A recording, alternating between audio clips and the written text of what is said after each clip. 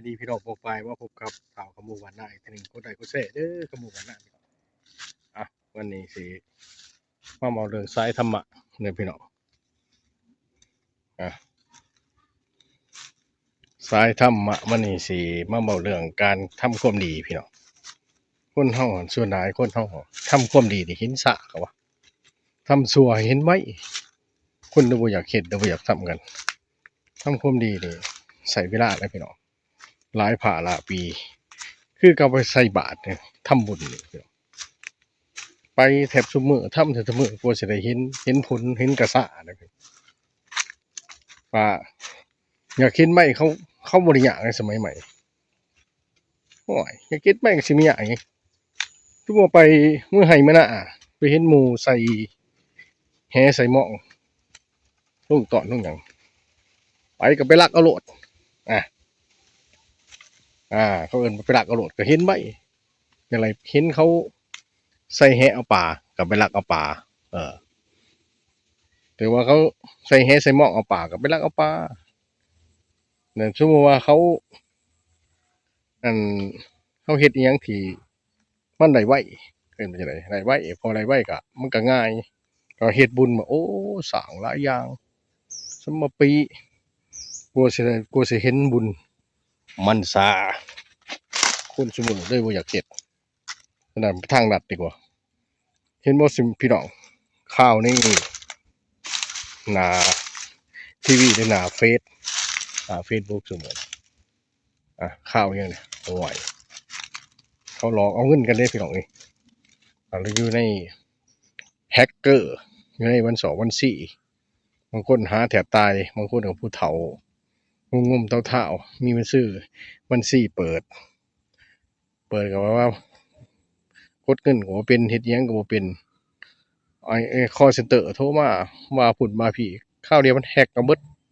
หั่นแหละพี่น้องคือว่าคนมันบ่รู้จักบาปบุญคุณโทษ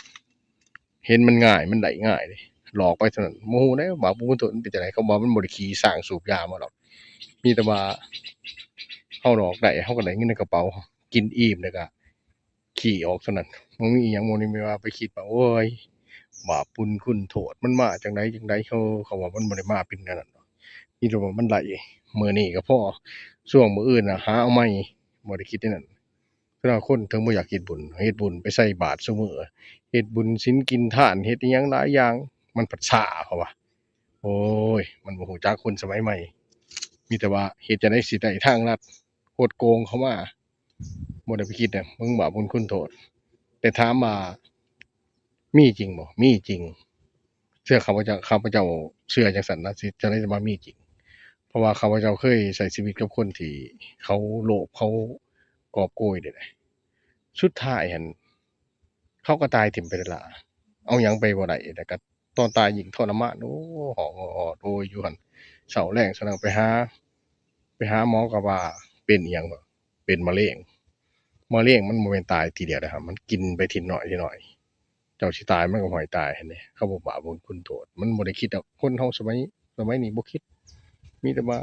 ตกท้องเป็นของมันโลดบ่ได้คิดว่าบาปบุญคุณโทษมันเป็นจั่งใดคนสมัยนี้นะคิดจั่งซี้คิดง่ายๆโลดว่าซั่นซะบ่ได้คิดว่าโอ๊ยต้องบาปต้องเวรพู้นพี่โอ๊ยแต่ที่จริงบาปมีจริงอยู่ที่ว่าคนถือฉะนั้นคนเฮาหั่นถ้าคิดทำความดีอย่าไปท้อพี่น้องฟ้าหลังฝนต้องสดใสเสมอครับอย่าไปคิดของคนที่แบบขี้โกงขี้อันนั้นน่ะ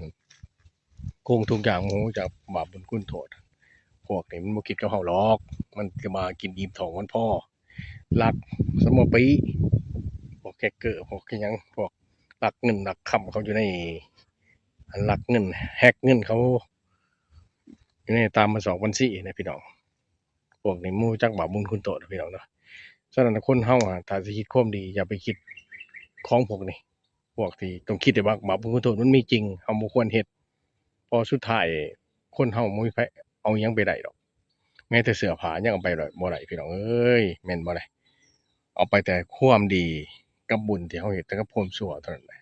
สุดท้ายเท่านั้นก็ตกนรกมกไหม้แต่คนที่มันคดโกงโง่มันบ่ได้คิดว่านรกมีจริงบ่